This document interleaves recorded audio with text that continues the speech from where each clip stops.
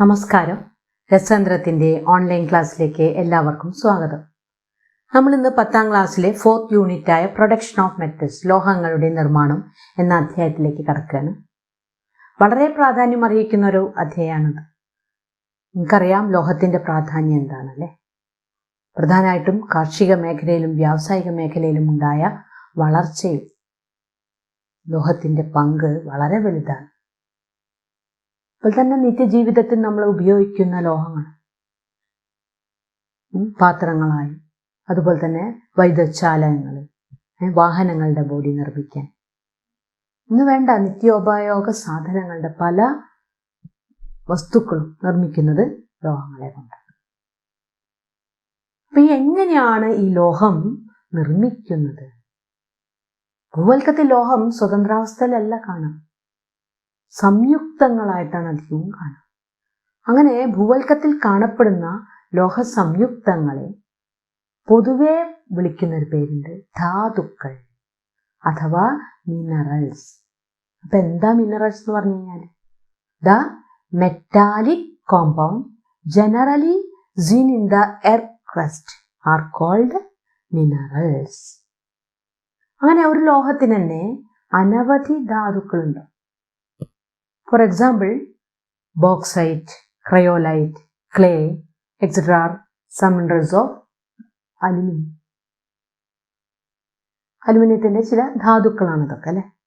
ഏതൊക്കെയാണ്? Bauxite, cryolite, കളിമണ്ണ്. അതിൻ്റെയൊക്കെ കെമിക്കൽ ഫോർമുല ഇവിടെ എഴുതിയിട്ടുണ്ട്, കണ്ടോ? എന്താ? ബോക്സൈറ്റിന്റെ Al2O3 2H2O. ക്രയോലൈറ്റ് അതൊരു ഫ്ലൂറൈഡ് ധാതുവാണ്, അലുമിനിയത്തിന്റെ ഫ്ലൂറൈഡ് ധാതുവാണ്, Na3Al(F6). പിന്നെ clay Al2O3 SiO2 2H2O. Chemical ഫോർമുലയും നിങ്ങൾ പഠിച്ചിരിക്കണം. അങ്ങനെ ഇപ്പോൾ അനവധി ധാതുക്കളുണ്ടെന്ന് പറഞ്ഞു, പക്ഷെ ഈ എല്ലാ ധാതുവിൽ നിന്നും ലോഹം വേർതിരിച്ചെടുക്കാൻ കഴിയില്ല. അങ്ങനെ ലോഹം വേർതിരിച്ചെടുക്കാൻ ഉപയോഗിക്കുന്ന ധാതുക്കൾക്ക് ചില സവിശേഷതകളുണ്ട്. What are the characteristics possessed by the minerals that are used for the extraction of metals? ഏതൊക്കെയാണ്? abundance, അല്ലെ, സുലഭമായിരിക്കണം. മറ്റൊന്നെന്താ? easily and cheaply separable. Third one, high metallic content, അല്ലെ, ലോഹാംശത്തിന്റെ അളവ് കൂടുക. എന്തൊക്കെയാണ് ധാതുവിനുണ്ടായിരിക്കേണ്ട, അതായത് ഏത് ധാതുവിൽ നിന്നാണോ ലോഹം വേർതിരിച്ചെടുക്കണേ ആ ധാതുവിനുണ്ടായിരിക്കേണ്ട സവിശേഷതകളാണ് ഇവിടെ പറഞ്ഞത്, അല്ലെ. സുലഭമായിരിക്കണം, പിന്നെന്താണ്?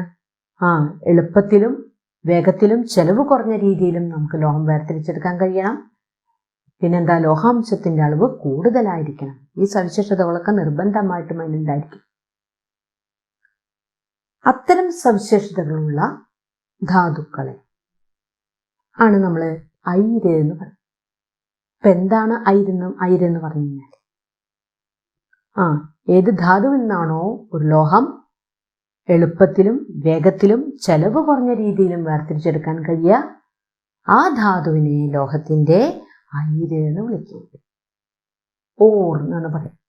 A mineral from which A metal is economically, easily and quickly extracted is called the ore of the metal. Clear ആയല്ലോ? നോട്ട് ചെയ്യേണ്ട ഒരു പോയിന്റ് ആണ് അതൊക്കെ കേട്ടോ. അപ്പൊ എന്താ മിനറല്, അതുപോലെ തന്നെ എന്താണ് ഓർ, പിന്നെ എന്തൊക്കെ ക്യാരക്ടറിസ്റ്റിക്സ് ആണ് ഓർസിനുള്ളത് എന്ന് പറഞ്ഞു. അപ്പൊ നമുക്കൊരു കാര്യം വ്യക്തമായി, എല്ലാ ഓറുകളും എന്താണ്? മിനറൽസ് ആണല്ലോ, ധാതുക്കളാണ്. എല്ലാ അയിരുകളും ധാതുക്കളാണ്. എന്നാൽ എല്ലാ ധാതുക്കളും അയിരുകളല്ല. All the ores are minerals, but all minerals are not ores. ഇവിടെ തന്നിരിക്കുന്ന ഒരു ടേബിള്, ഇതിൽ എന്തൊക്കെയുള്ളത്? മെറ്റൽസ് ഉണ്ട്, അതിൻ്റെ ഓർസ് ഉണ്ട്, ഇപ്പോൾ തന്നെ അതിൻ്റെ കെമിക്കൽ ഫോർമുല ഉണ്ട് അല്ലേ. ഏതൊക്കെ മെറ്റൽസാണ് ഇവിടെ ഉള്ളത്? Aluminium, iron, copper, zinc. ഇനി അലുമിനിയത്തിന്റെ ഓർ ഏതാ? ബോക്സൈറ്റ് ആണ് അലുമിനിയത്തിന്റെ ഓറായി പരിഗണിച്ചിരിക്കുന്നത് അല്ലെ. നമ്മളതിലെ ധാതുക്കൾ വേറെയും പറഞ്ഞു, പക്ഷെ ഈ സവിശേഷതകൾ, ഒരു ഓറിന് വേണ്ട ക്യാരക്ടറിസ്റ്റിക്സ് എന്തൊക്കെ നമ്മൾ പറഞ്ഞു. അപ്പോൾ അതൊക്കെ ഉള്ള ഒരു ഓറാണ് ബോക്സൈറ്റ്. അപ്പം അങ്ങനെ അലുമിനിയത്തിൻ്റെ ഓറായി നമ്മൾ ബോക്സൈറ്റിനെയാണ് സെലക്ട് ചെയ്യുന്നത്. അതിൻ്റെ കെമിക്കൽ ഫോർമുല എന്താ? Al2O3 2H2O. മറ്റൊന്നാണ് ഇത് അയൺ. അയണിൻ്റെ ഓർസ് ഏതൊക്കെയാ? Haematite Fe2O3. മറ്റൊന്ന് മാഗ്നറ്റൈറ്റ് Fe3O4. ഇനി കോപ്പറിൻ്റെ 2 ഓർസ് ഏതൊക്കെയാ? Copper pyrites, cuprite. Copper pyrites പറഞ്ഞാൽ കോപ്പറിൻ്റെ സൾഫൈഡ് ഓറാണ് CuFeS2. പിന്നെ കുപ്രൈറ്റ് ഓക്സൈഡ് ഓറാണ് അല്ലെ Cu2O. ഇനി സിങ്ക്. സിങ്കിന്റെ 2 ഓറുകളായിട്ട് എന്തൊക്കെയാ പറഞ്ഞിരിക്കുന്നത്? കലാമി സിങ്ക് കാർബണേറ്റ് ആണ് ZnCO3 അല്ലെ. പിന്നെന്താ? Zinc blende. സിങ്കിന്റെ സൾഫൈഡ് ഓറാണ് ZnS. കണ്ടോ? അപ്പോൾ ഈ ലോഹങ്ങളുടെ ഓറുകളിൽ കാർബണേറ്റ് ഓറുകൾ ഉണ്ടാവാം, സൾഫൈഡ് ഓറുകൾ ഉണ്ടാവാം, ഓക്സൈഡ് ഓറുകൾ ഉണ്ടാവാം. ലോഹ സംയുക്തം നല്ലേ ഉള്ളൂ. അപ്പോൾ ഓരോ ലോഹത്തിലും ഉള്ള ഓർസ് ഡിഫറെൻ്റ് ആണ് അല്ലേ. ഇനി ഈ അയിരിൽ നിന്നും എങ്ങനെയാണ് ലോഹം വേർതിരിച്ചെടുക്കുക എന്നാണ് ഇനി നമ്മൾ പറയാൻ പോണത്. അങ്ങനെ ഈ അയിരിൽ നിന്നും ശുദ്ധമായ ലോഹം വേർതിരിച്ചെടുക്കുന്നവരെയുള്ള പ്രക്രിയകളെ നമ്മൾ ഒരുമിച്ച് ലോഹ നിഷ്കർഷണം എന്നാണ് പറയാം, മെറ്റലർജി എന്ന് പറയും. അപ്പം എന്താ മെറ്റലർജി എന്ന് പറഞ്ഞു കഴിഞ്ഞാൽ, metallurgy involves all the process leading to the separation of pure metal from its ore. Note ചെയ്യേണ്ട ഒരു പോയിന്റാണ് കേട്ടോ. ഇനി ഇതിന് പ്രധാനമായിട്ടും 3 ഘട്ടങ്ങളാണ്, 3 സ്റ്റേജസ് ആണുള്ളത്. ഏതൊക്കെയാ 3 സ്റ്റേജസ്? കോൺസെൻട്രേഷൻ ഓഫ് ഓർ അല്ലേ, അതായത് അയിരിന്റെ സാന്ദ്രണം. രണ്ടാമത്തെ ഘട്ടം എന്താ? Extraction of metal from the concentrated ore. സാന്ദ്രീകരിച്ച അയിരിൽ നിന്നും ലോഹം വേർതിരിക്കുക. മൂന്നാമത്തെ ഘട്ടം എന്താ? റിഫൈനിങ് ഓഫ് മെറ്റൽസ്, ലോഹ ശുദ്ധീകരണം. കണ്ടോ? ഈ 3 ഘട്ടങ്ങളിലൂടെയും കടന്നു പോകണം. കാരണം നമ്മൾ ഒരു അയിരിൽ നിന്നും ശുദ്ധമായ ലോഹം വേർതിരിച്ചെടുക്കുന്ന ആ മുഴുവൻ പ്രോസസ്സിനെയാണ് നമ്മൾ എന്ത് പറയാം? മെറ്റലർജി അഥവാ ലോഹ നിഷ്കരണം. ആ 3 സ്റ്റേജസ് ആണ് നമ്മളിവിടെ പറഞ്ഞത്. ഇനി ഇതിൽ ഓരോന്നുമായിട്ട് നമുക്ക് പരിചയപ്പെടാം. ആദ്യം എന്താ ചെയ്യേണ്ടത്? അയിരിന്റെ സാന്ദ്രണം അഥവാ കോൺസെൻട്രേഷൻ ഓഫ് ദ ഓർ. നമുക്കറിയാം ഭൂവൽക്കത്തിൽ കാണപ്പെടുന്ന ലോഹ സംയുക്തങ്ങളാണല്ലേ ഈ ധാതുക്കൾ. അങ്ങനെ ഭൂവൽക്കത്തിൽ നിന്നും ലഭിക്കുന്ന അയിരിലുള്ള മാലിന്യങ്ങളെ നമ്മൾ ഗാങ് എന്ന് പറയും, അപദ്രവ്യങ്ങൾ. അവയെ നീക്കം ചെയ്യുന്ന പ്രക്രിയയാണ് എന്ത്? അയിരിന്റെ സാന്ദ്രണം, കോൺസെൻട്രേഷൻ ഓഫ് ഓർ. അപ്പൊ എന്താ കോൺസെൻട്രേഷൻ ഓഫ് ഓർ എന്ന് പറഞ്ഞാൽ? The process of removing the impurities or gang from the ഓർസ് obtain from the er crest is termed concentration of or. ഇനി ഇങ്ങനെ അപ്പോൾ ഈ കോൺസെൻട്രേഷൻ നടത്താൻ, അതായത് അയിരിനെ സാന്ദ്രണം നടത്താൻ ചില മാർഗങ്ങളുണ്ട്. അത് പ്രധാനമായിട്ടും ആ അയിരിന്റെ അഥവാ അതിലുള്ള മാലിന്യത്തിൻ്റെ അവയുടെ സ്വഭാവത്തിനനുസരിച്ചിട്ടാണ് വ്യത്യസ്ത മാർഗങ്ങൾ ഉപയോഗിക്കുക. അപ്പോൾ ഇവിടെ ഉപയോഗിക്കുന്ന methods depends on the nature of or impurities. അപ്പോൾ ഏതൊക്കെ മെത്തേഡുകളാണ് നമുക്കൊന്ന് പരിചയപ്പെടാം. 4 മെത്തേഡാണ് ഇവിടെ സാധാരണയായിട്ട് സാന്ദ്രീകരിക്കുന്നതിന് വേണ്ടി ഉപയോഗിക്കുക. അത് ആ ഓറിൻ്റെ പ്രത്യേകതയ്ക്കനുസരിച്ച് ഇതിൽ ഏത് മെത്തേഡാണ് ഉപയോഗിക്കുക വെച്ചാൽ അത് ഉപയോഗിക്കും. അല്ലാതെ ഈ 4 മെത്തേഡും ഒപ്പം ഉപയോഗിക്കേണ്ട. നോക്കിയൊക്കെ ഓരോന്നായിട്ട് നമുക്ക് പരിചയപ്പെടാം. ഒരു മാർഗമാണ് എന്ത്? ജലപ്രവാഹത്തിൽ കഴുകുക, ലെവിഗേഷൻ ഓർ ഹൈഡ്രോളിക് വാഷിംഗ് എന്ന് പറയും. മറ്റൊരു മെത്തേഡാണ് ഇത് ഫ്രോത്ത് ഫ്ലോട്ടേഷൻ പ്രോസസ് അഥവാ പ്ലവന പ്രക്രിയ. മറ്റൊരു മാർഗം മാഗ്നറ്റിക് സെപ്പറേഷൻ അഥവാ കാന്തിക വിഭജനം. പിന്നെ ഒന്ന് ലീച്ചിങ്. ഇതാണ് പ്രധാന 4 മാർഗങ്ങൾ. ഇനി എന്താണ് ഈ ലെവിഗേഷൻ അഥവാ ഹൈഡ്രോളിക് വാഷിംഗ്? ഏതവസരത്തിലാണ് നടത്തുക? ഓറിൻ്റെ ഏത് പ്രത്യേകതയുള്ളപ്പോഴാണ് ഈ ഒരു മാർഗം ഉപയോഗിക്കുക? പ്രധാനമായിട്ടും ഹെവിയർ ആയിട്ട്, ore particles are heavier, impurities are lighter. അയിരിന് സാന്ദ്രത കൂടുക, മാലിന്യത്തിന് സാന്ദ്രത കുറയുക. അങ്ങനെ ആവുമ്പോഴാണ് നമ്മൾ ഈ മാർഗം ഉപയോഗിക്കുക. അപ്പോൾ ഓർ പാർട്ടിക്കിൾസിന് ഡെൻസിറ്റി കൂടുതലായിരിക്കും, എന്നാൽ ഇംപ്യൂരിറ്റീസിന് ഡെൻസിറ്റി കുറവാകും. അങ്ങനെ വരുമ്പോൾ നമ്മൾ ഈ മെത്തേഡാണ് യൂസ് ചെയ്യുക. സാധാരണയായിട്ട് ഓക്സൈഡ് ഓറുകളൊക്കെ ഈ മാർഗം ഉപയോഗിച്ചുകൊണ്ടാണ് നമ്മൾ വേർതിരിക്കുക. അതുപോലെ തന്നെ ഓർ ഓഫ് ഗോൾഡ് അതൊക്കെ. ഇനി ഫ്രോത്ത് ഫ്ലോട്ടേഷൻ പ്രോസസ്സ് അഥവാ പ്ലവന പ്രക്രിയ നേരെ ഓപ്പോസിറ്റ് ആണ്. എന്താണ്? അയിരിന് സാന്ദ്രത കുറയുക, മാലിന്യത്തിന് സാന്ദ്രത കൂടുക. എന്താണ്? Ore particles are lighter, impurities are heavier. അങ്ങനെയുള്ള സന്ദർഭത്തിൽ, അങ്ങനെയുള്ള സിറ്റുവേഷനിലാണ് നമ്മൾ ഫ്രോത്ത് ഫ്ലോട്ടേഷൻ പ്രോസസ്സ് എടുക്കുക. സൾഫൈഡ് ഓറുകളൊക്കെ അങ്ങനെയാണ് ഉപയോഗിക്കുക, സൾഫൈഡ് ഓർ. അപ്പൊ ഇത് സാധാരണ എന്താ ചെയ്യുക വെച്ചാൽ ഈ ഓർ പാർട്ടിക്കിൾസും, അതായത് ഓറും വാട്ടറും പൈൻ ഓയിലും കൂടി നന്നായി എജിറ്റേറ്റ്. അപ്പൊ ഈ പൈൻ ഓയിലിന്റെ കൂടെ, പൈൻ ഓയിൽ ഇങ്ങനെ ഫ്രോത്തായിട്ട് പാതയായിട്ട് ഇങ്ങനെ മുകളിലേക്ക് വരും, അതിന്റെ കൂടെ ഈ ഡെൻസിറ്റി കുറവുള്ള ഓർ പാർട്ടിക്കിൾസും വരും. അങ്ങനെ അതിനെ സെപ്പറേറ്റ് ചെയ്യും. അതാണ് അവിടെ ഉപയോഗിക്കുന്ന മെത്തേഡ്. മറ്റൊരു മാർഗം പറഞ്ഞു, എന്താണ്? കാന്തിക വിഭജനം അഥവാ മാഗ്നറ്റിക് സെപ്പറേഷൻ. ഇവിടെ ഒന്നെങ്കിൽ ഓർ പാർട്ടിക്കിൾസ് മാഗ്നറ്റിക് സ്വഭാവമാവുക, മാഗ്നറ്റിക് നേച്ചർ ഉണ്ടാവും. അതേസമയം ഇംപ്യൂരിറ്റീസ് നോൺ മാഗ്നറ്റിക് നേച്ചർ ആയിരിക്കും. അല്ലെങ്കിൽ ഓർ പാർട്ടിക്കിൾസ് നോൺ മാഗ്നറ്റിക്കും ഇംപ്യൂരിറ്റി മാഗ്നറ്റിക്കും ആവുക. അങ്ങനെയുള്ള സന്ദർഭത്തിലാണ് സാധാരണ നമ്മൾ ഈ മാർഗം ഉപയോഗിക്കുക. ഫോർ എക്സാമ്പിൾ മാഗ്നറ്റൈറ്റിൽ ഓർ പാർട്ടിക്കിൾസ് ആണ് magnetic property, impurities non magnetic ആണ്. അതേസമയം ടിൻ സ്റ്റോൺ, ടിന്നിന്റെ ഒരു ഓറാണ്. അപ്പൊ ടിൻ സ്റ്റോണിലാവുമ്പോൾ അവിടെ ഓർ പാർട്ടിക്കിൾസ് ആണ് നോൺ മാഗ്നറ്റിക്, എന്നാൽ അവിടെ ഇംപ്യൂരിറ്റി ആയിട്ട് അയൺ ടങ്സ്റ്റേറ്റ് ഉണ്ട്, അത് മാഗ്നറ്റിക് പ്രോപ്പർട്ടി ഉള്ളതാണ്. അവിടെ ഇംപ്യൂരിറ്റിയാണ് കാന്തിക സ്വഭാവം ഉള്ളത്. അപ്പൊ ഒന്നെങ്കിൽ അയിരിന് അല്ലെങ്കിൽ അപദ്രവ്യത്തിന് കാന്തിക സ്വഭാവം ഉണ്ടാവുമ്പോഴാണ് നമ്മൾ ഈ മാർഗം ഉപയോഗിക്കുക. മറ്റൊന്നാണ് എന്ത്? ലീച്ചിങ് എന്ന് പറഞ്ഞത്. ലീച്ചിങ്ങില് എങ്ങനെയാണെന്ന് വെച്ചാല് ഓർ പാർട്ടിക്കിൾസ് ലയിക്കും, അയിര് ലയിക്കും, എന്നാൽ മാലിന്യം ലയിക്കില്ല. അത്തരം ലായനികൾ നമ്മൾ സെലക്ട് ചെയ്യാണ് അവിടെ ചെയ്യും. ഓർ പാർട്ടിക്കിൾസ് ഡിസോൾവ് ആവും, എന്നാൽ ഇംപ്യൂരിറ്റീസ് ഇൻസോലുബിൾ ആവും. അത്തരത്തിലുള്ള സൊല്യൂഷൻസ് നമ്മൾ സെലക്ട് ചെയ്യും. എന്നിട്ട് ആ സൊല്യൂഷനിൽ നമ്മൾ ഈ ഓറിനെ ആഡ് ചെയ്യുമ്പോൾ അവിടെ കെമിക്കൽ റിയാക്ഷൻ നടക്കും. അങ്ങനെ കെമിക്കൽ റിയാക്ഷൻ നടന്നിട്ട് ഓർ പാർട്ടിക്കിൾസ് അതിൽ ഡിസോൾവ് ആവും. അങ്ങനെ അതിനെ വേർതിരിക്കും. സാധാരണ ബോക്സൈറ്റ്, അലുമിനിയത്തിന്റെ ഓറായ ബോക്സൈറ്റിനെ നമ്മൾ ഈ രീതിയിലാണ് കോൺസെൻട്രേറ്റ് ചെയ്യുക. അപ്പൊ ഈ മെത്തേഡൊക്കെ നിങ്ങൾക്ക് കാണാം കേട്ടോ. അതായത് നിങ്ങളുടെ ടെക്സ്റ്റില് QR കോഡ് ഉണ്ട് അല്ലേ? എല്ലാവരും ഓരോ ഇതിൻ്റെയും അടുത്ത് ആ QR കോഡ് ഉണ്ട്. ആ QR കോഡ് സ്കാൻ ചെയ്താൽ നമുക്ക് ഇതിൻ്റെ ആ ലിങ്ക് കിട്ടും. ആ ലിങ്ക് ഓപ്പൺ ചെയ്താൽ നിങ്ങൾക്ക് ഇതെല്ലാം കാണാം. സമഗ്രയിലുണ്ട്. അതൊന്നും ഞാനിവിടെ ഈ ഡിസ്ക്രിപ്ഷനിൽ, ഇപ്പോൾ ഈ വീഡിയോയുടെ ഡിസ്ക്രിപ്ഷനിൽ ആ ലിങ്ക് ഞാനിവിടെ ഇടാം. അപ്പം അതൊന്നും നിങ്ങൾ കാണും. ആ എല്ലാ പ്രോസസ്സും കാണാം. ഏതൊക്കെയാണ്? ലിവിഗേഷൻ, അതുപോലെ തന്നെ froth flotation, magnetic separation, leach. അപ്പം നിർബന്ധമായിട്ടും കാണുക.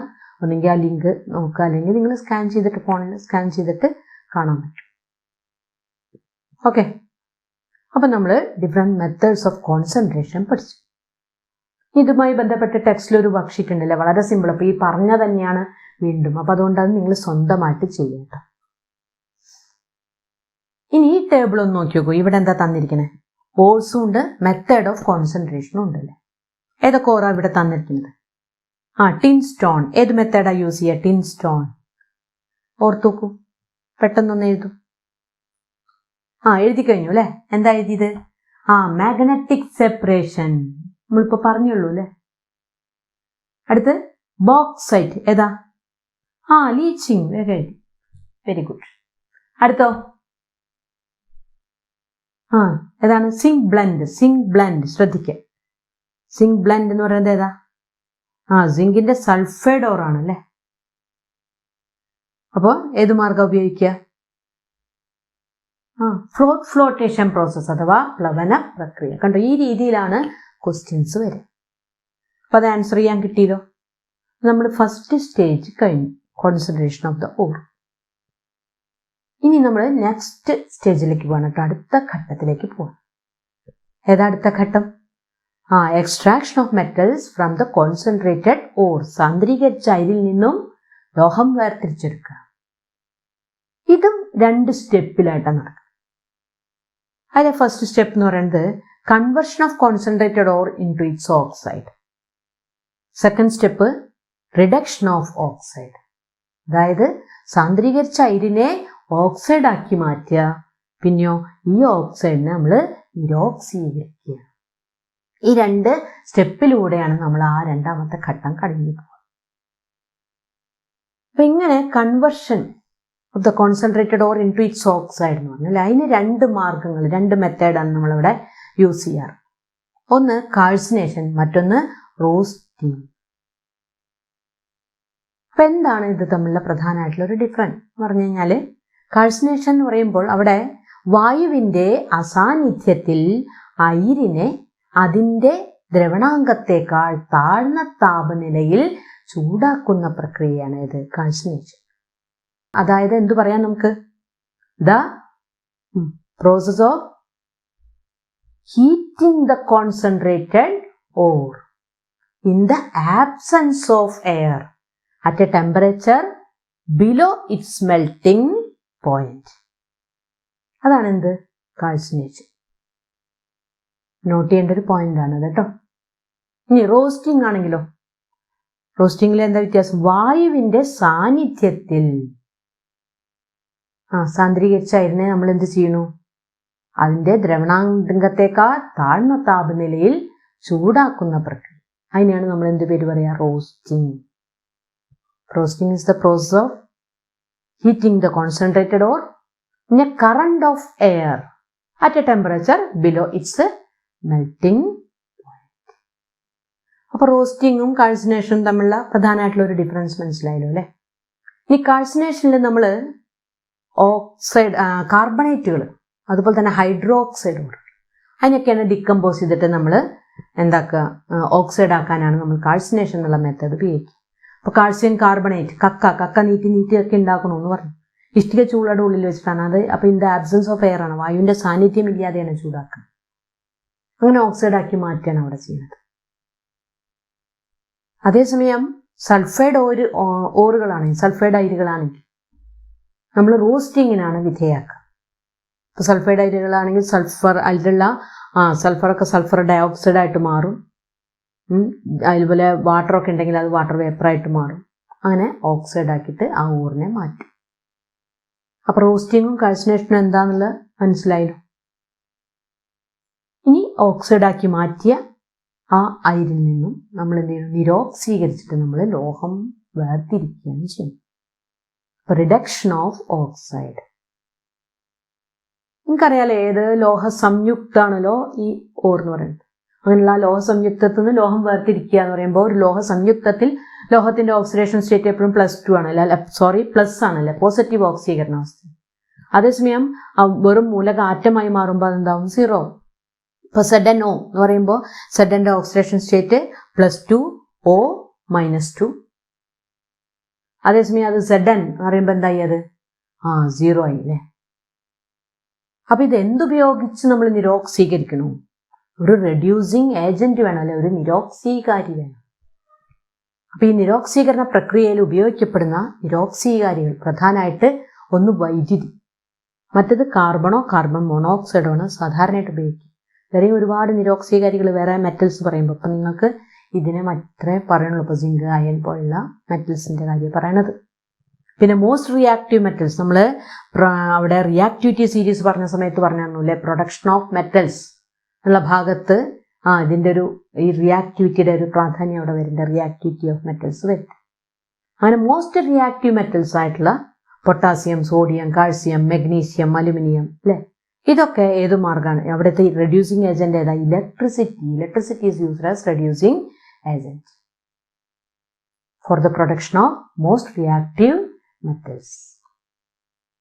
അവിടെ റെഡ്യൂസിങ് ഏജന്റ് ആയിട്ട് ഇലക്ട്രിസിറ്റി വന്നു. അപ്പം നിങ്ങൾ കഴിഞ്ഞ ആ അധ്യായത്തിൽ തന്നെ പഠിച്ചില്ലേ, മോൾട്ടൺ സോഡിയം ക്ലോറൈഡിലൂടെ വൈദ്യുതി കടത്തിവിട്ടുകൊണ്ടാണ്, ഉരുകിയ സോഡിയം ക്ലോറൈഡിലൂടെ വൈദ്യുതി കടത്തിവിട്ടുകൊണ്ടാണ് നമ്മൾ സോഡിയം കാഥോഡിൽ നിക്ഷേപിക്കപ്പെടുന്നത്, സോഡിയം നിർമ്മിച്ചത്. അങ്ങനെ ക്രിയാശീലത വളരെ കൂടുതലുള്ള ലോഹങ്ങളെ വൈദ്യുതി ഉപയോഗിച്ചിട്ടാണ് നമ്മൾ നിരോക്സീകരിക്കുക. അവിടുത്തെ നിരോക്സീകാരി വൈദ്യുതിയാണ് എന്ന് മനസ്സിലാക്കുക. അതേസമയം മിതമായ ക്രിയാശീലതയുള്ള സിങ്ക്, അയൺ പോലെയുള്ള ലോഹങ്ങൾ, അവിടെ കാർബണോ കാർബൺ മോണോക്സൈഡോ ആണ് നിരോക്സീകാരി. എല്ലാവർക്കും ക്ലിയർ ആയല്ലോ? അപ്പൊ രണ്ടാമത്തെ ഘട്ടവും കഴിഞ്ഞു. ഇനി മൂന്നാമത്തെ സ്റ്റേജിലേക്ക് നമ്മൾ പോവാം. ഏതാ മൂന്നാമത്തെ സ്റ്റേജ്? റിഫൈനിങ് ഓഫ് മെറ്റൽസ്, ലോഹ ശുദ്ധീകരണം. അപ്പൊ ഇവിടെ മോസ്റ്റ് റിയാക്റ്റീവ് മെറ്റൽസിനെയൊക്കെ നമ്മൾ പറഞ്ഞു ഇലക്ട്രിസിറ്റി യൂസ് ചെയ്തിട്ടാണ് നമ്മളത് നിർമ്മിക്കുക പറഞ്ഞു. അങ്ങനെ ഇലക്ട്രോളിസിന് വിധേയാക്കി, അഥവാ ഇലക്ട്രോളിസിന് വിധേയാക്കി കൊണ്ടുണ്ടാക്കുന്ന ലോഹങ്ങളൊക്കെ ആ സ്റ്റെപ്പിൽ തന്നെ ശുദ്ധമായി കഴിഞ്ഞു, പ്യുവറായി കഴിഞ്ഞു. മറ്റ് ലോഹങ്ങളെ നമ്മൾ ശുദ്ധീകരിക്കാൻ പ്രധാനമായിട്ടും 3 മാർഗങ്ങളാണ് ഇവിടെ ഉപയോഗിക്കുക. ഒന്ന് ലിക്വേഷൻ അഥവാ ഉരുക്കി വേർതിരിക്കൽ, മറ്റൊന്ന് ഡിസ്റ്റിലേഷൻ അഥവാ സ്വേദനം, പിന്നെ ഇലക്ട്രോളിറ്റിക് റിഫൈനിങ് വൈദ്യുത വിശ്ലേഷണം പ്രക്രിയ വഴി. ഇങ്ങനെയാണ് ആ 3 മെത്തേഡ്സ്. അപ്പൊ ഈ ഉരുക്കി വേർതിരിക്കുക എന്ന് കേൾക്കുമ്പോൾ തന്നെ അറിയാലേ, പെട്ടെന്ന് ഉരുകുന്ന ലോഹങ്ങള്, ലോ മെൽറ്റിംഗ് പോയിന്റ്സ് ഉള്ള മെറ്റൽസ്, ടിന്ന്, ലെഡ്, അവയൊക്കെ ഏത് മാർഗം? ലിക്വേഷനാണ്. അവിടെ എന്താ ചെയ്യുക, ഒരു ഇൻക്ലൈൻഡ് സർഫസ്, ഒരു ചരിഞ്ഞ പ്രതലത്തിൽ ഈ മെറ്റൽ വെച്ചിട്ട് നമ്മൾ ഹീറ്റ് ചെയ്യുക. അപ്പോൾ പെട്ടെന്ന് ഉരുകൂല, അപ്പോൾ അത് താഴെ വരും. അങ്ങനെയാണ് അത് സെപ്പറേറ്റ് ചെയ്യുക. ഇനി സ്വേദനം, നിങ്ങൾ 8ാം ക്ലാസ്സിൽ പഠിച്ചിട്ടുണ്ടല്ലേ, മിശ്രിതങ്ങളെ വേർതിരിക്കുന്ന രീതിയിൽ സ്വേദനം, തിളനിലയിൽ കാര്യമായ വ്യത്യാസം ഉണ്ടെങ്കിൽ എന്നൊക്കെ അല്ലേ, അങ്ങനെയാണെങ്കിൽ ലോഹത്തെ മിശ്രിതങ്ങളെ വേർതിരിക്കാനുള്ള മാർഗ്ഗമാണ് സ്വേദനം എന്നൊക്കെ പഠിച്ചിട്ട്, കണ്ടൻസറൊക്കെ ഉപയോഗിച്ചിട്ട് എങ്ങനെ സ്വേദനം നടത്തുക എന്നുള്ളതൊക്കെ നിങ്ങൾ അവിടെ പഠിച്ചിട്ടാണ്. അപ്പോൾ സ്വേദനം, അപ്പോൾ ലോ ബോയിലിംഗ് പോയിന്റ് ഉള്ളത്, താഴ്ന്ന തിളനിലയുള്ളത്. ഇത് ഉരുക്കി വേർതിരിക്കൽ എന്താ പറഞ്ഞാൽ താഴ്ന്ന ദ്രവണാങ്കളുള്ള ലോഹങ്ങളെ. അതേസമയം സ്വേദനോ താഴ്ന്ന തിളനിലയുള്ള ലോഹങ്ങളെ. ഉദാഹരണം സിങ്ക്, കാഡ്മിയം, മെർക്കുറിയൊക്കെ സ്വേദനം വഴിയാണ് ശുദ്ധീകരിക്കുക. അടുത്തെന്താ? ഇലക്ട്രോളിറ്റിക് റിഫൈനിങ് വൈദ്യുത വിശ്ലേഷണം. പ്രധാനമായിട്ടും കോപ്പറാണ് ഈ മാർഗം ഉപയോഗിച്ചുകൊണ്ട് നമ്മൾ ശുദ്ധീകരിക്കുക. കണ്ടോ, ഈ ചിത്രം ഒന്ന് ശ്രദ്ധിക്കുക. എന്തൊക്കെയാണുള്ളത്? പ്യുവർ മെറ്റലും ഇംപ്യുവർ മെറ്റലും ഉണ്ടാവും അല്ലെ. അങ്ങനെയുള്ള അശുദ്ധമായ കോപ്പറാണ് ഇവിടെ ആനോഡായിട്ട് എടുക്കേണ്ടത്, ശുദ്ധമായ കോപ്പറാണ് കാഥോഡായിട്ട് എടുക്കുക. പിന്നെ കോപ്പറിന്റെ തന്നെ സോൾട്ട് സൊല്യൂഷൻ കോപ്പർ സൾഫേറ്റിലായി അതെന്തായിട്ട് എടുക്കണം? ഇലക്ട്രോലൈറ്റായിട്ട് എടുക്കണം. ഇനി വൈദ്യുതി കടന്നു പോകുമ്പോൾ എന്തുണ്ടാവും? ആനോഡിൽ ഓക്സീകരണം നടക്കൂല. അപ്പൊ ആനോഡിലുള്ള കോപ്പർ മാത്രം, ആ കോപ്പർ എന്ത് ചെയ്യണം? Cu2+ അയോൺ ആവും. ലൈനിലൂടെ എവിടെ എത്തും? Negative electrode. അത് കോപ്പറാണല്ലോ, ശുദ്ധമായ കോപ്പറിന്റെ ചെറിയൊരു തകിട് അവിടെ വെച്ചാൽ മതി. അവിടെ വന്ന് ഈ കോപ്പർ, ശുദ്ധമായ കോപ്പർ മാത്രം ഈ ആനോഡിൽ നിന്നും ആ കോപ്പർ മാത്രം എവിടെ വന്ന് ചേരും? കാഥോഡിൽ വന്ന് അടി. അപ്പൊ നോക്കിയോക്കൂ, ഈ വർക്ക് ഷീറ്റ് ഇവിടെ ഒരു ടേബിൾ കൊടുത്തിട്ടുണ്ട്. എന്തൊക്കെയാ പറഞ്ഞിരിക്കുന്നത് ഇവിടെ? ആനോഡായിട്ട് എന്താ ഉപയോഗിക്കുക? Impure copper. കാഥോഡോ? Pure copper. Electrolyte copper sulphate solution അല്ലെ. ആനോഡിൽ നടക്കുന്ന റിയാക്ഷൻ എന്താണ്? ഓക്സിഡേഷൻ ആണ്. അപ്പൊ എന്താ വരിക? Cu gives, എഴുതിയില്ല എല്ലാവരും? എന്താ എഴുതുക? Cu gives Cu2++2 electron. കാഥോഡിലോ? Cu2++2 electron gives Cu. കണ്ടോ, ഇത്രയാണ്. ഇനി ഇതും അതെട്ടോ, ലിക്വേഷനും അതുപോലെ തന്നെ ഡിസ്റ്റിലേഷനും ഒക്കെ നിങ്ങൾക്ക് ഇതേപോലെ അവിടെ QR കോഡ് ഉണ്ട് അല്ലേ, അത് സ്കാൻ ചെയ്താൽ കിട്ടും. അപ്പം അതിൻ്റെ ലിങ്കും ടീച്ചർ വീഡിയോയിലിടാം, അതിലേക്ക് ഷെയർ ചെയ്യാം. അപ്പം അതുകൊണ്ട് നിങ്ങളത് നിർബന്ധമായിട്ട് അതൊക്കെ ഒന്ന് കാണുക. ഇപ്പം നമ്മൾ ലോഹ നിഷ്കർഷണം അഥവാ മെറ്റലർജിയുടെ ഡിഫറെൻറ്റ് സ്റ്റെപ്സുകൾ എന്തൊക്കെയാണെന്നുള്ളത് പരിചയപ്പെട്ടു. അപ്പം എല്ലാവർക്കും ഓർമ്മയുണ്ടല്ലോ? ഇനി വീണ്ടും റിപ്പീറ്റ് ചെയ്യേണ്ട ആവശ്യമുണ്ടോ? എല്ലാം ക്ലിയർ ആയില്ലേ? ഏതൊക്കെയാ മെത്തേഡ്സ്? പെട്ടെന്നൊന്ന് പറഞ്ഞു പോവാം അല്ലേ. ഏതൊക്കെയാ? അയിരിന്റെ സാന്ദ്രണം അഥവാ കോൺസെൻട്രേഷൻ ഓഫ് ഓർ. പിന്നെന്താണ്? സാന്ദ്രീകരിച്ച അയിരിൽ നിന്നും ലോഹം വേർതിരിക്കുക, extraction of metals from the concentrated ore. പിന്നെ ഏതാണ്? റിഫൈനിങ് ഓഫ് മെറ്റൽസ് അഥവാ ലോഹ ശുദ്ധീകരണം. ഇനി അയിരിന്റെ സാന്ദ്രണം അഥവാ കോൺസെൻട്രേഷൻ ഓഫ് ഓറിന്റെ ഡിഫറെന്റ് മെത്തേഡ്സ് ഏതൊക്കെയാണെന്ന് പറഞ്ഞത്? നെവിഗേഷൻ ഓർ ഹൈഡ്രോളിക് വാഷിംഗ്, ജലപ്രവാഹത്തിൽ കഴുകുക. പിന്നെ ഫ്ലോട്ടേഷൻ പ്രോസസ് അഥവാ പ്ലവന പ്രക്രിയ, മാഗ്നറ്റിക് സെപ്പറേഷൻ അഥവാ കാന്തിക വിഭജനം. പിന്നെ ഏതാണ്? ലീച്ചിങ്. പിന്നെ അടുത്ത stage extraction of metals from the concentrated ore. അതിൽ 2 സ്റ്റെപ്പുകൾ ഉണ്ടെന്ന് പറഞ്ഞു. ഏതൊക്കെയാണ്? Conversion of concentrated ore into its oxide, പിന്നെന്താണ്? Reduction of oxide. അതിൽ കൺവേർഷന് വേണ്ടിയിട്ട് 2 മെത്തേഡ് യൂസ് ചെയ്യാന്ന് പറഞ്ഞു, റോസ്റ്റിങ്ങും കാൾസിനേഷനും. അത് തമ്മിലുള്ള ഡിഫറൻസ് ഒക്കെ നമ്മളവിടെ പറഞ്ഞു. പിന്നെ ഏതായിരുന്നു? റിഫൈനിങ് ഓഫ് മെറ്റലിൽ പ്രധാനമായിട്ടും 3 മെത്തേഡാണ് അവിടെ. ലിക്വേഷൻ, ഡിസ്റ്റിലേഷൻ, പിന്നെന്താണ്? Electrolytic refining. ഇക്വേഷൻ നടത്തുന്നത് സാധാരണ ഏതാണ്? ടിന്നും ലെഡും. അതുപോലെ തന്നെ distillation zinc, cadmium, mercury. Electrolytic refining സാധാരണ കോപ്പറിനെ ശുദ്ധീകരിക്കും. പെട്ടെന്നൊന്ന് ചെറുതായിട്ട് ആ പോയിന്റ്സുകളൊക്കെ ഒന്ന് നോട്ട് ചെയ്താൽ നമുക്ക് പഠിക്കാൻ വളരെ എളുപ്പമായിരിക്കും. ഇനി നമ്മൾ ഇവിടെ വ്യാവസായിക നിർമ്മാണം, ഇരുമ്പിൻ്റെ വ്യാവസായിക നിർമ്മാണം, അതുപോലെ തന്നെ അലുമിനിയത്തിൻ്റെ വ്യാവസായിക നിർമ്മാണമൊക്കെ ഈ ചാപ്റ്ററിൽ പഠിക്കാനുള്ളത്. അതിന് നമുക്ക് അടുത്ത ക്ലാസ്സിൽ പഠിക്കാം. അപ്പം എന്തായാലും ഇവിടെ നിർത്തുകയാണ്. എല്ലാവർക്കും നന്ദി, നമസ്കാരം.